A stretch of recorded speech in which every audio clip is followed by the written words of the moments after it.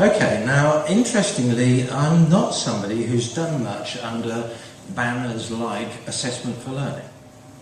Okay, so what am I going to raise with you under assessment for really effective learning? What I want you to think about and consider will be, in the first chunk before coffee, a lot of issues and understandings about what's really going on in the current context and learning, in order then, after coffee, to apply that to classroom practices that might be something we could call assessment for really effective learning. So it's that way round. Now, where was I going to start?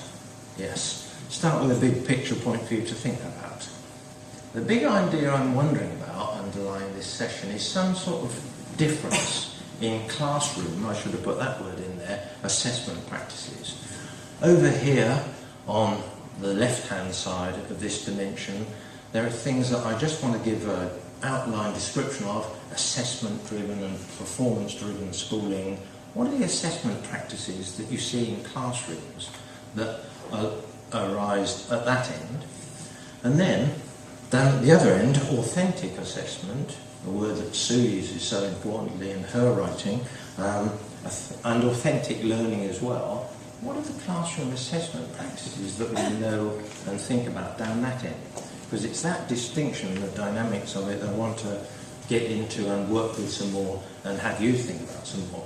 So, does the difference ring any bells with your recent experience? And could you tell each other in twos or threes around the tables, however it's handy, an example from each end of the dimension? Just one example. That's going to be quite a challenge because they're rather a lot for some ends, aren't they? Okay, give it a whirl for 2.5 minutes. On your marks. Is this an alternative? I've just popped the question here, Sonia's class. What's the year 3 teacher spending her time doing?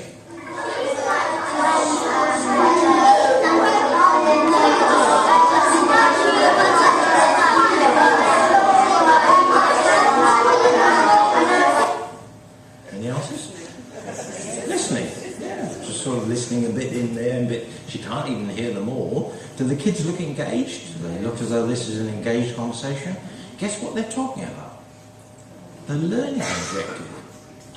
Okay, so Sonia's head, Connie, says, no, we should do this and make it work. So that blue thing up on the whiteboard is the learning objective. But Sonia says to the kids, okay, tell each other in your pairs and threes, A, what you think that means. That the day that I just happened to have the camera in on this occasion, it's something about making notes. Okay, so the kids are saying, making notes. And the next question is, who uses that? So they're saying, well, does my auntie's shopping list constitute making notes? All sorts of lived, known examples. And then the prompt question is, what could you do with that? So they're talking themselves into being future competent users of a skill, note-taking, as a result of their pairs. And the last one, which Sonia doesn't always get to, but every time she does, she's always gets better ideas than the ones that are good ideas she's already had, which is, and how can we best learn that? Now, do you feel the difference between my 2 video clips and the dimension that I popped up to begin with? So from there, I want to sort of step back a bit for some of the understanding of what's gone on to our practice and maybe in AFL, but definitely too our focus on learning. I spend a lot of time, well, no, it's less and less time to be honest, picking up the adjectives that people put in front of the word learning. Let's accelerate it and those sorts of things. But diving on from there, I'm wondering what's happened. So I've had the illustration. What's happening to words like AFL? Is it really AFL? Or is it AFT? Or is it AFP? Those sorts of issues are the ones that I find myself in my work with schools spending much more time on than I would ever have predicted a few decades ago, of unpacking the distortions before we can really get on to the proper stuff.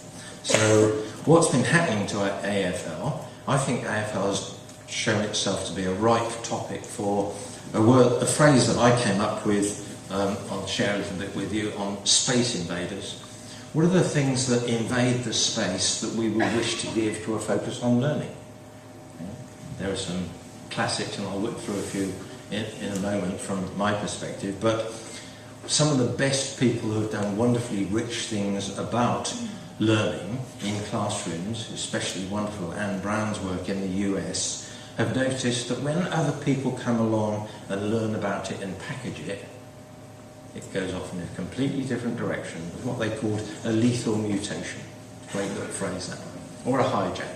So we've known this more and more recently. Mary's going to be with us this afternoon. She's not here yet, is she? Not yet. No. Okay. Mary, James, of course, and Dylan and others who were involved in the Learning How to Learn big project, development project. One of their very interesting studies about how teachers engage with assessment for learning, and this was schools in which they were being supportive, demonstrated that 80% of the classrooms were gone to the letter of AFL and 20% the spirit of AFL.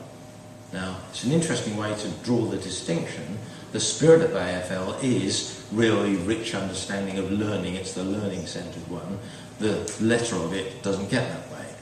More recently, we had the International Conference on AFL, the one that met in Dunedin, who came out with a very important position statement on AFL, saying that educational policy and practice often reveal misunderstandings of the principles and distortion of the practices that the original ideal sought to promote. And that was from colleagues all around the world, mostly English-speaking, who had been examining this for some time.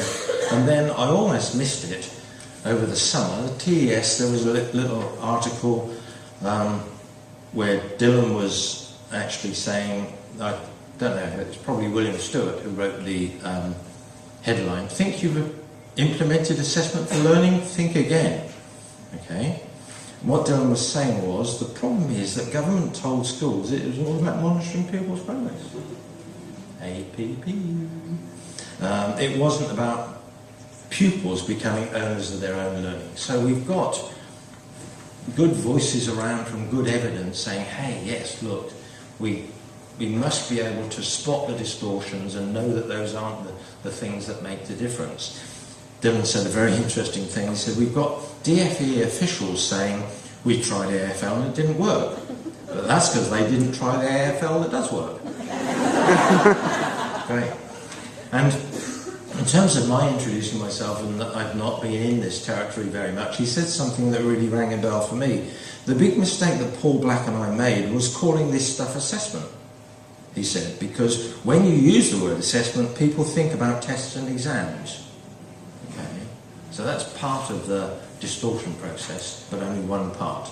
So I'm in the business of reclaiming and reconstructing, I guess, something that would be AFREL. So let's dive on a little bit on the Space Invaders, because there's one particular one I think we need to examine in a bit more depth. Space Invader 1 is the one that even kids of the age of 10, if I say to them, what gets in the way of talking about learning? Teaching. Okay.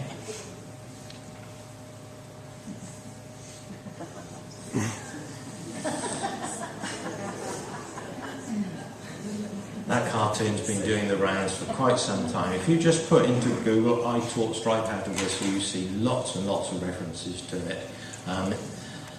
It's a very, very important one because ever since National Curriculum 1 we've had teaching and learning strategies, teaching and learning policies, and I hope I've pronounced the phrase correctly there. Teaching and learning. Okay? Just like fish and chips. Okay? They go together. Dream on, you know.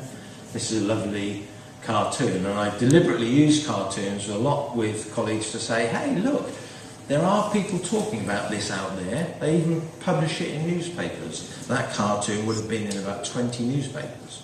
So don't think that you can't talk about this more widely. Don't go back into your tunnel. But unpicking teaching and learning so that we understand them better and can put them back together is, of course, the dynamic of that. We'll say a tiny bit more about that later, because that's an age-old Space Invader. Space Invader 2 wanted to spend a bit more time on performance. Okay? what have we got? We've got performance tests, performance tables, performance management. It's a right performance, isn't it? Okay. And I use that phrase, it's a right performance, to indicate the issue that I'm sure you all know about, both for yourselves and for your learners, is, oh gosh, we've got to do something in somebody else's eyes now. That sort of stance that the performance world can get us into.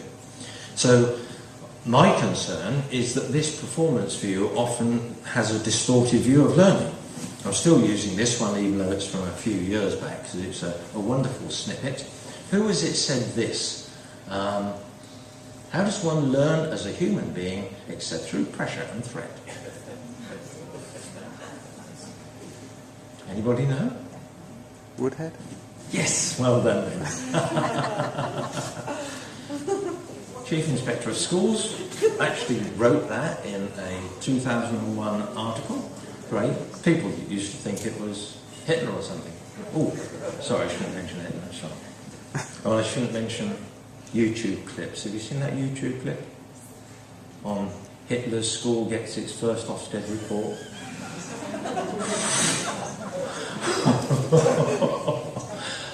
Sorry, to come back to my point. So the performance thing can not only distort the view of learning, but can also distort the thing that is the key element that our schools live on, which is relationships. The word pressure shows us how this performance world thinks will increase performance. I know, it's put a bit of pressure on them, that'll do it. Who was it said, we're putting the teaching profession under a lot of pressure and we're doing it for a simple reason, there are a lot of people putting us under pressure. Blair said that in 2003, I think it was. I heard it on the radio and didn't believe it. Luckily it came round in an hour's time and I could write it down. So again, thank you, Tony Blair, for giving us such a wonderful nugget of the pass it on thing. I noticed at one stage that lots of these P words were going together, so I put them together in a sentence that ran something like, politicians panic over performance leads to policies which exert pressure on schools who pass it on to pupils. The effects are plateauing of performance improvements and the polarisation of the pupil population in which the privileged continue to prevail.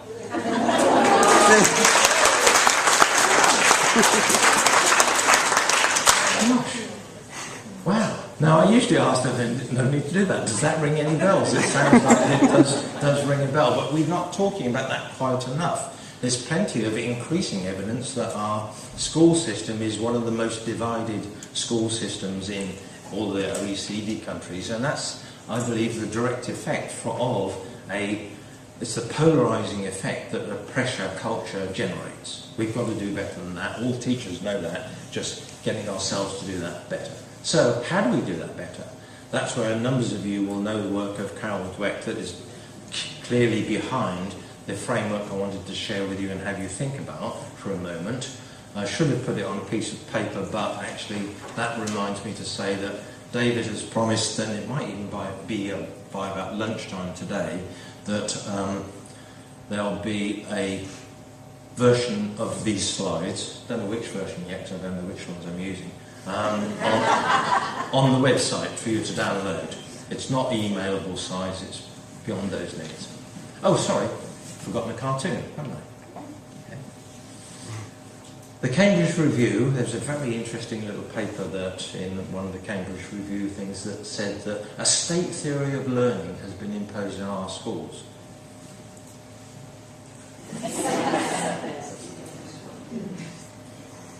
Look at the date, 1991. Frank Camuso was a young graduate, just left college. He was doing some freelance cartooning for a New York suburb newspaper. Okay, they decided they wanted to print it. They decided they wanted that to be talked about. We can and we must talk about that. I find that parents and parent governors are very interested to talk about this. I remember a chair of governors taking me back to the station from school inset day saying, yeah, that stuff you were talking about. As we got into his car, there were lots of phone messages from people about his business, which was selling tyres.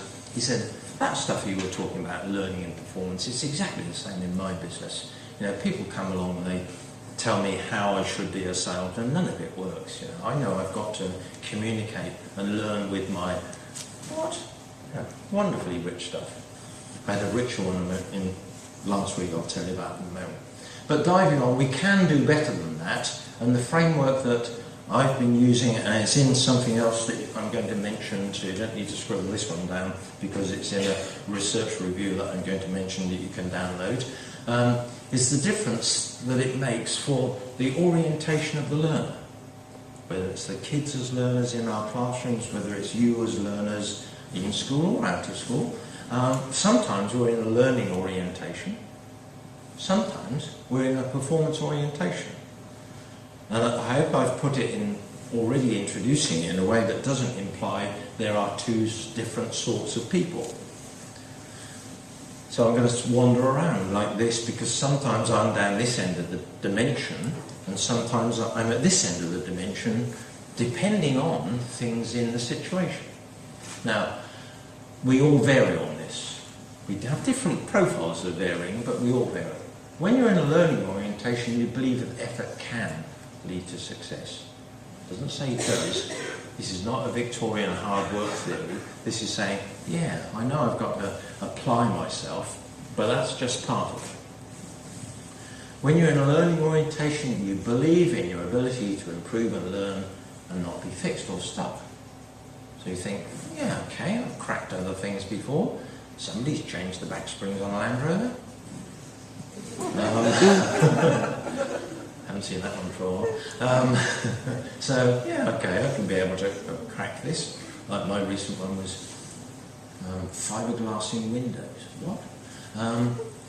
When you're in a learning orientation, you prefer challenging tasks, right? Now, the interesting thing about how researchers have operationalized challenge is that you feel a task is challenging when you think, there's about a 50-50 level of risk could go either way.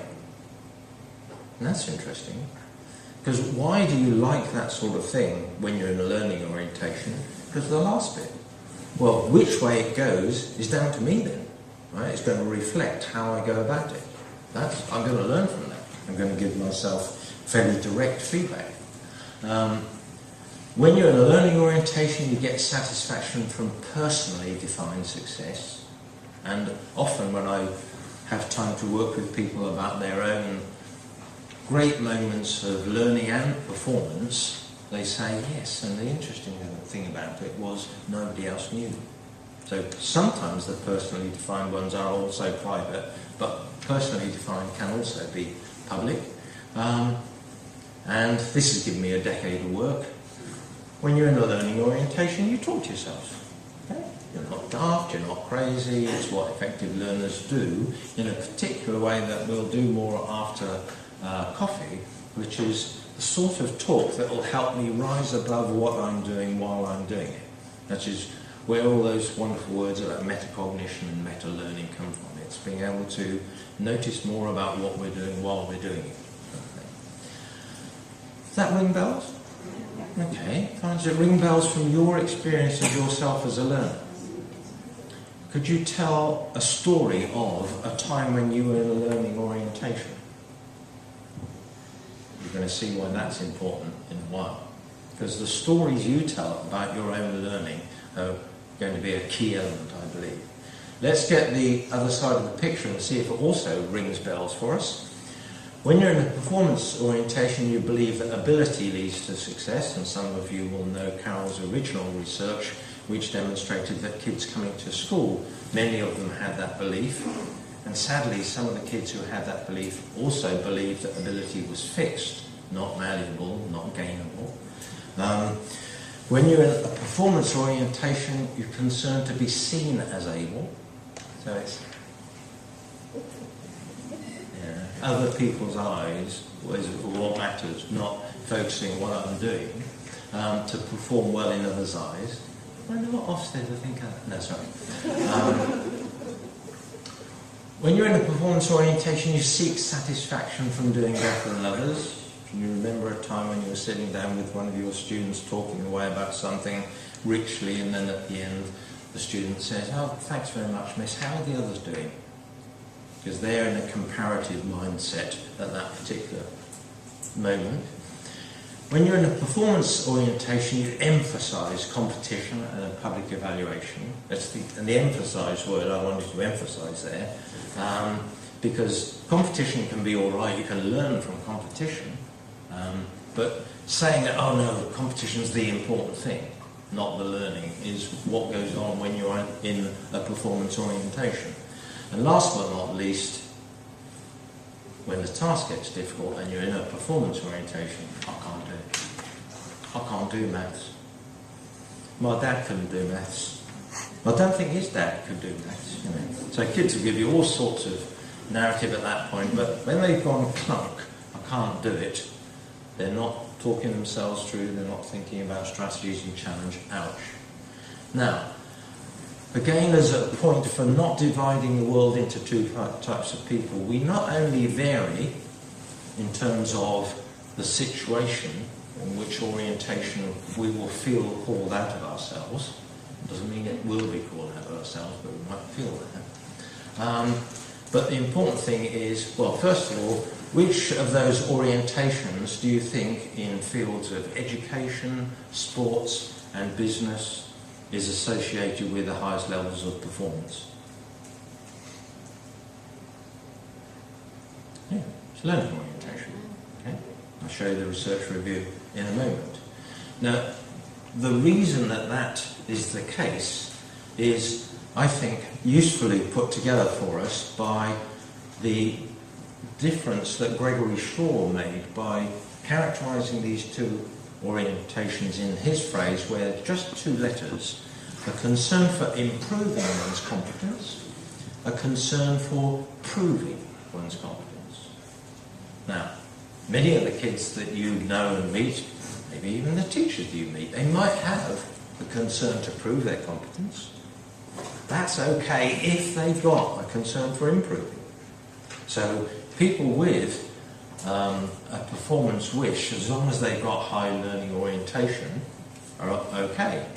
If they've got a performance wish in those public senses, but without that, they're going to suffer. Okay? If they've got a strong learning orientation and don't have any great interest in public performance stuff, they'll be quiet and wonderful learners, and you'll probably get all sorts of snippets of the things that they're doing. But the characterisation of them and the combination of that way has been lovely examples coming out. I've been using quite a number of presentations about sports people since the Olympics. My favourite one I learned at a conference when Carol Watkins was over last year before, summer before last. You know, Usain Bolt and his, yes, he did 2 goals again this time. Well, go back to the last Olympics when he first got 2 gold medals. One of the running newspapers, magazines, got in touch with him a while after and said, aha, we've come up with some new evidence. Your legs are 1.7 centimetres longer than any of your competitors. His response was wonderful. He said back to them, do you remember the previous Olympics when I didn't get any gold medals? Same legs.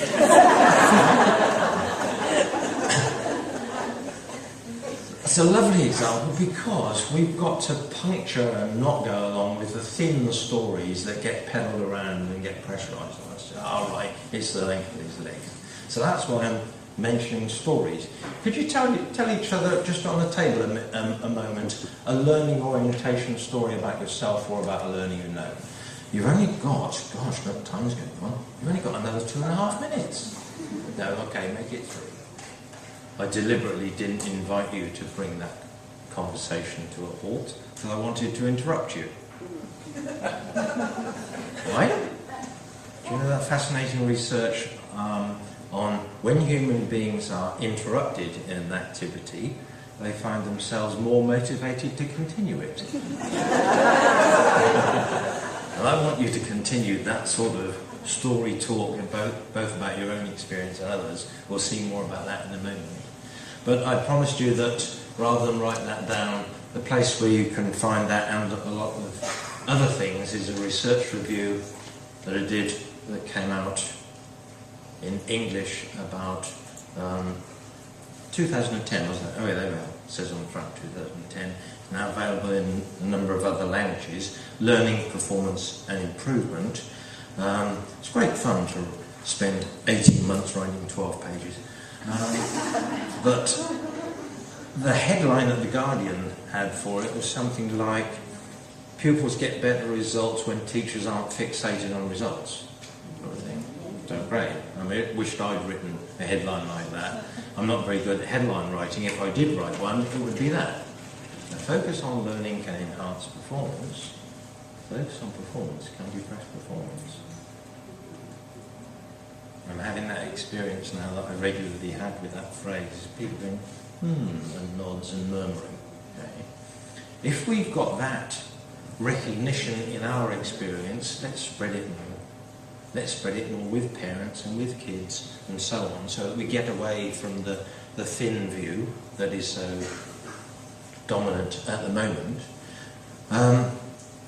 That research review is available at my Institute of Education webpage that is at the end of all of these, and so you can link to it from there. In fact, I think there's already a link on the AAIA website, so it's downloadable as a PDF.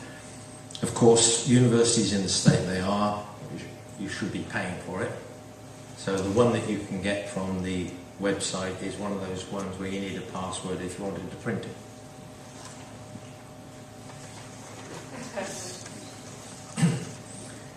What's the most common password in the world, Liz?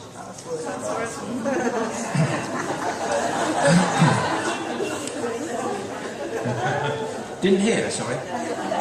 Password. I made sure they designed the PDF that way. Okay, so the information is available especially from this point of view of using learning orientation, performance orientation. That was the big organising framework that I had. You can come at this and the evidence about it from other concepts around in really effective learning as well. For me, the studies on self-regulated learning, a slightly Americanized phrase which I don't always feel has got a great run to it. Self-regulated learning feels like you have to put straps on yourself or something. But a recent study, not in UK, suggested that of the variation in school performance, 34% of it is attributed to variation in learners' self-regulation. Now, I don't know any survey studies like this one by Bookman that have used measures of self-regulated learning. That is a very large figure for a single variable. I think it's potentially the sort of link to other pseudo-variables that we used to use in school effectiveness research, like social class and other sorts of things. But the fact that that's the case in Bookman's research is really very, very important, and that was going through a number of age range. In UK there was a very interesting study in the northeast on GCSE tasks. Stephanie Atkinson's work on that is fascinating. So, working out from these understandings of thinking about learning not getting driven by performance, but the link with performance is solidly there from all sorts of research. And just as a hint, but to link to what I've been inviting you to do, and a link to what we're going to be doing after coffee more, is I've thrown this slide in after a little element yesterday. Chris Edwards, the ex-CEO of Leeds yesterday, to those of us that were here, was using some of John Hattie's research in that Visible Learning book. Right? Now, I've known John's meta-analyses work since 1996, where he demonstrated, in the days we used to use that very interesting term, study skills, he demonstrated that study skills had no impact at all unless there was a metacognitive component going on in it. Okay? So, yes, his messages have been important all the way through. It's just that league tables of 800 different studies don't get across the key message, I think, which John actually puts in the book.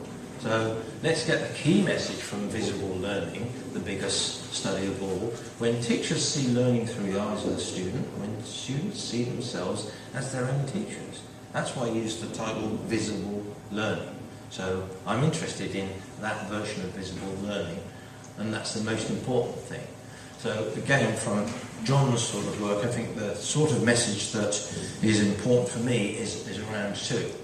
What makes the difference in the classroom is what we're interested in, though. How do some classrooms create learning orientation? How do some classrooms create performance orientation?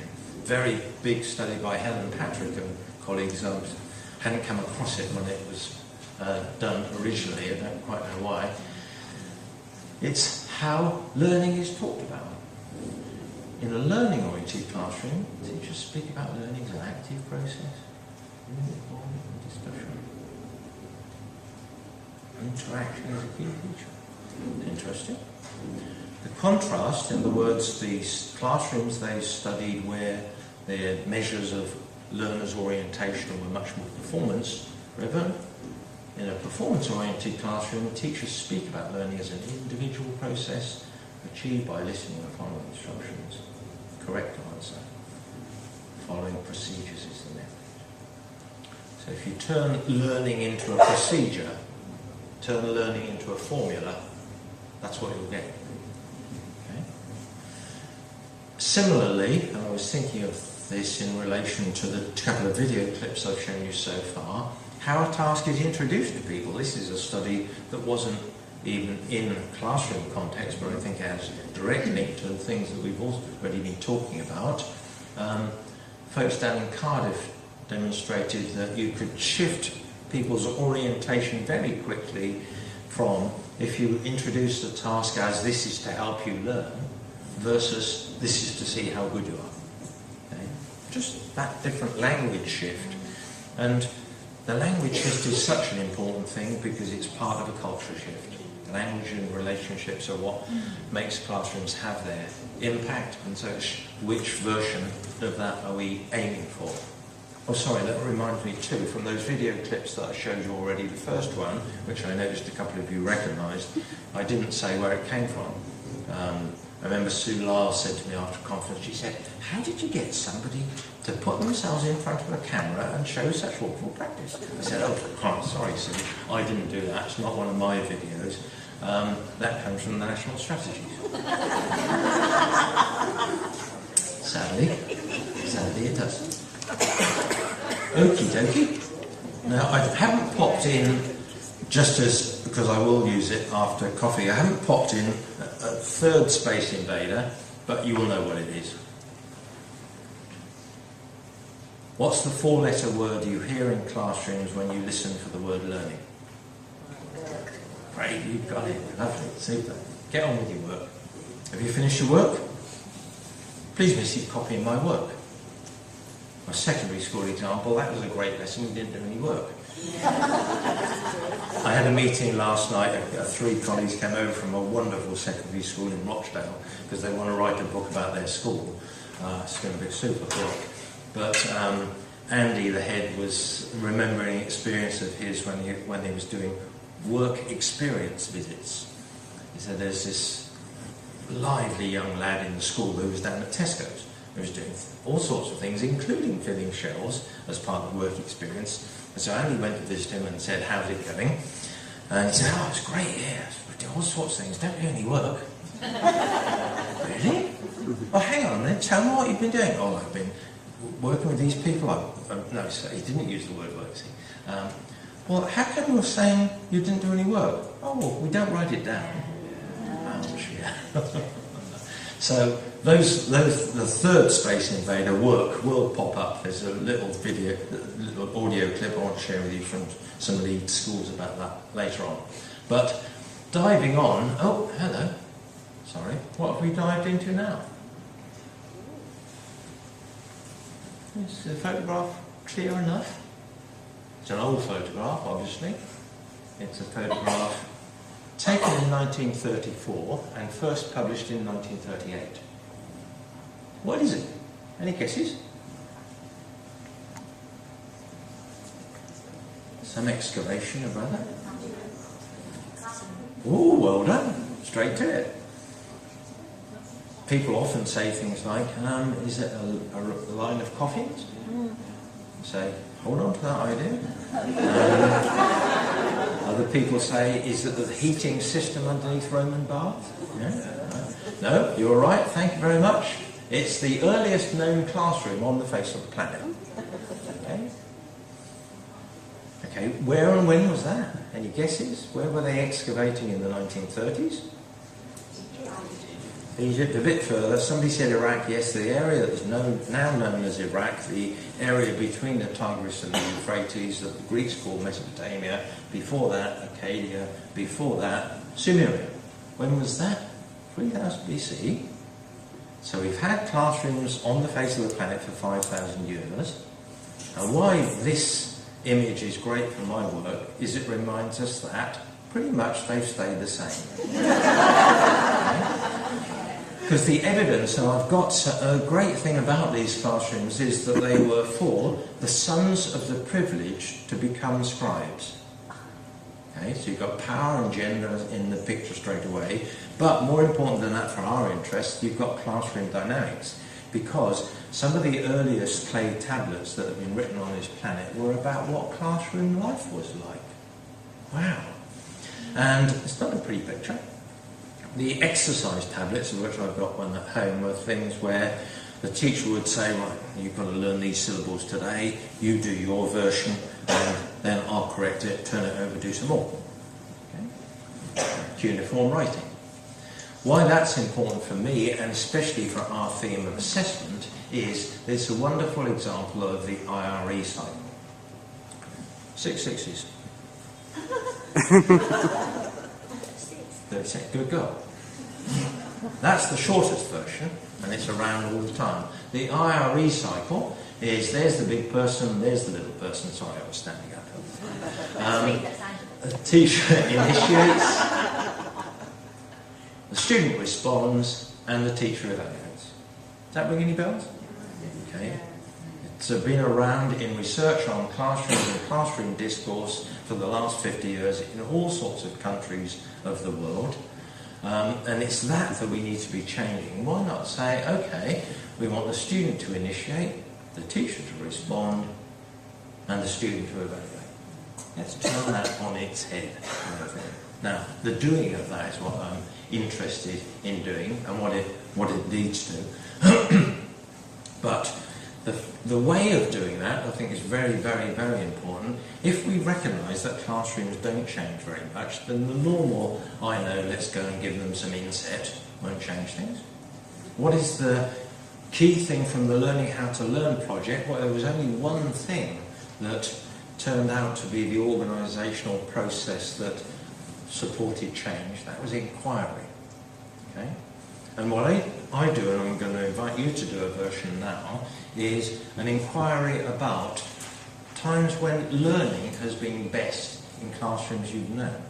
Now, it's deliberately framed to ask you to think about the best. That's what appreciative inquiry does. Some people in NCSL hijacked appreciative inquiry and turned it into performance stuff again. It's not. Try this out. Take a few minutes to think of a classroom you know in which the sense of learning has been really positive, and I'm deliberately using a soggy word like positive, okay, so that you can unpack it in, wow, the learning that was going on. Maybe it was engagement, insight, and reflection, any of the dimensions that you think, oh wow, the learning that was going on there. Can you scan around your experience of classrooms and think of some times like, oh, the learning? And in any role, you might have been the teacher, might even have been the student or an observer, doesn't matter. When you've done that, push the boundary. If you've got a number of examples in mind, choose the most wow. And then take yourself back there, help yourself reconstruct the story by going back to the context. What did it look like? What did it smell like? And then you'll be able to say, okay, what was the sequence of events going on there? Because this was quite clearly not a Sumerian classroom. Okay, it was doing something else. How did it manage to do that? And if you want to do a little bit of jotting, I could put a paper version up of this on the website if you're interested as well. help yourself bring the occasion back to mind with some jotting about that. But when you've done that, I think you'll be able to put some important words to what was it that was, quotes, positive about the learning. Because there was something really important going on there that you've noticed that you can, when you return to it, put more language to. But also, how did that one happen that way? How was it made possible that that classroom ran? Now again, I'm hoping and intending to interrupt you and use the Zeigarnik effect as it's known, because wow, what's happening in this room? 90 accounts of wow classrooms, wow from a point of view that is not the dominant picture of classrooms, but wow learning, right? What should we do with it? Well, I'm interrupting you in the hope that you'll continue and be motivated to continue. That's one thing we've definitely got to do, and get more people to do that more publicly, more of the time. But I just wanted to squeeze in before coffee something about, well, I wonder if there's any themes in the lovely stories that have been going around in this room. And I wanted to share with you some headings that my colleagues and I worked on and put into this book on effective learning in classrooms. This is what Eileen and Caroline and I call our slow book, because we signed a contract in 2001 and it came out in 2007. Because we were really testing out how could we bring such wonderful richness and complexity both in the research literature and in talking with teachers together. And I want to try out with you some headings, but they're dimensions. They're not just sort of on their own, they've got connectivity as well. And ask you in a moment to indicate whether these headings, and I'll only give a brief introduction to them, they're coming to you on this handout after I've introduced them. And we're going to ask you then to indicate to me and to each other the extent to which they might have been around in the classroom you've just been talking about. Okay, first one, active. Now what do you mean by active? You mean running around in sandpits and that sort of stuff? No. Active, I guess you mean, and that's a cycle of action and learning. It's driving through something like that where somebody knows, yeah, it's not just the doing, it's the reviewing from the doing, the learning from the review, taking that learning somewhere else. That's what action learning is. It's not confusable with behavioural activity.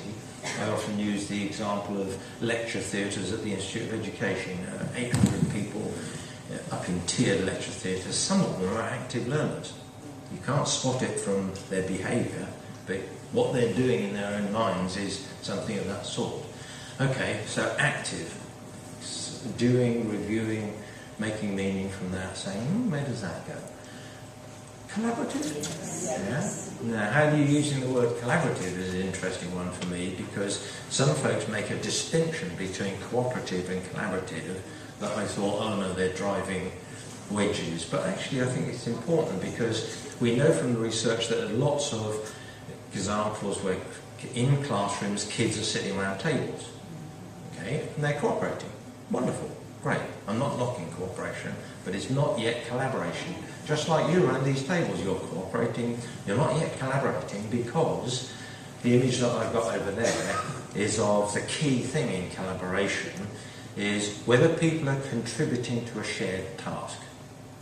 Okay? If the task isn't designed to do that, you get one person of the group piling off with it and the rest involved in what the research calls social loafing. Great phrase. Just put social loafing into Google, you find a massive amount of research on it. Okay, so in order to avoid social loafing, the design of the task is one of the amazing things, and as we'll see after coffee, the process of building the skills. Third dimension is one that we gave the phrase learner-driven to, because there are all sorts of funny phrases around, like independent and autonomy, that can get misunderstood, and we wanted an everyday phrase like learner-driven to pick up the idea that yes, the learner's got a bit of an idea of where they're going, they've got half an idea of what the map might be like and so on, but most important, as that image is trying to say, they've got a sense of their own hands on the wheel.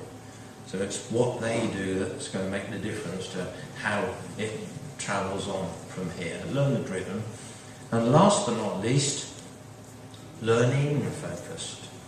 Learning focused is where we stop that again, activity of all sorts, to focus on the learning, to talk about the learning, to build up more narrative about learning, and to be able to say, I wonder how we could learn that better, those sorts of things. So it's a focus on learning focused. I haven't got a great image of that, I just like using that one of the 1950s school kid in a desk going, I wonder. Okay. Now, let's get my camera. Turn my camera on. I'm going to ask you to say, from that very quick introduction, to what extent were, and this is deliberate, the first three of those around in the classroom that you were just thinking about in your appreciative inquiry. And they do come as a bundle, those first three. Although they're useful to have as words, as headings, there's often great connectivity between them, and I'll say something about the fourth one afterwards. What I'm going to invite you to do, as you're sitting there at the tables, is to show to your colleagues on the tables and to me and everybody else the extent to which those three were around in your classroom example in the following way. I'm going to count to three and ask you to indicate if there's a high extent to raise your hand high. For low extent, to keep it down about the table, and anywhere in between. Is that clear? What sort of, okay. Jolly good. Is that clear, I said? Are you ready to do this? 1, 2, 3. Look around, what do you see? About 80, 90% high? Probably, yeah. Yes, some middles. Anybody with this? Okay, fine. Just before I share some more holiday snaps, because that's the important point about our shared experience and understanding in the profession. Okay, some of those things that you know about when the classrooms are best are shared. We do have an agenda that we can develop together, sort of thing. So I asked that question. Those of you that were here yesterday will remember that very interesting question somebody asked the folks from the teacher agency about what are we going to do about the students coming out of PGCE courses as cookie cutter teachers. It's a great metaphor, that, isn't it? Okay. And often when I'm working with schools they say, oh yeah, these teachers, they coming out of PGCE courses, you know, they just do this blinking strategy stuff, they're not interested in learning and those sorts of things. Do an appreciative inquiry with them.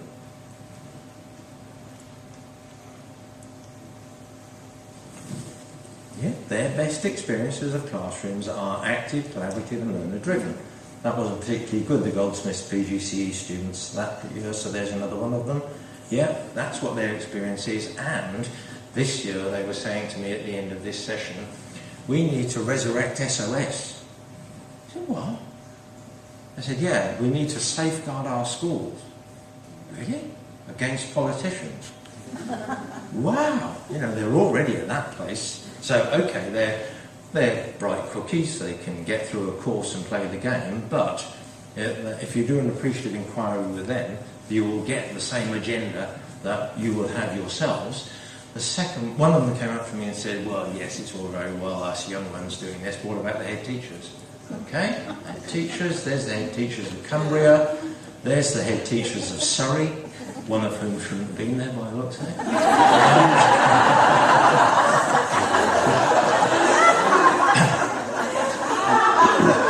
And of course the head teachers say, as many of you would, but what about the inspectors? Okay, there's the inspectors of humanities across the country. First time I ever did it, I was reminded of their conference last night. They had a pub quiz at their conference.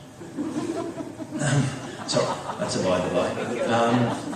There's all the Inspection and Advisory Service of Essex. No, sorry, it's only about a third of it as it was. It's probably down to that size now. So their best experiences of learning in classrooms are characterised by those sorts of things. I had a session a while ago with 20 secondary head teachers from Guangdong, and it's wonderful to be at the Institute and to be able to travel to check out these. Are there ideas that do cross the wonderful cultures of our world? When I asked them to raise their hand, or high or low, something went wrong with the translation, and what they did is all popped up in the air. Right? And what was lovely about it, they did what you're doing now. They laughed, they went, ooh! And that's fascinating, because they were saying too that the learning performance orientation was a big issue in their schools. Luckily this year, when I met the parallel group last week, we got the translation right, but the camera didn't come right. So even across the world in important ways, those sets of headings are workable.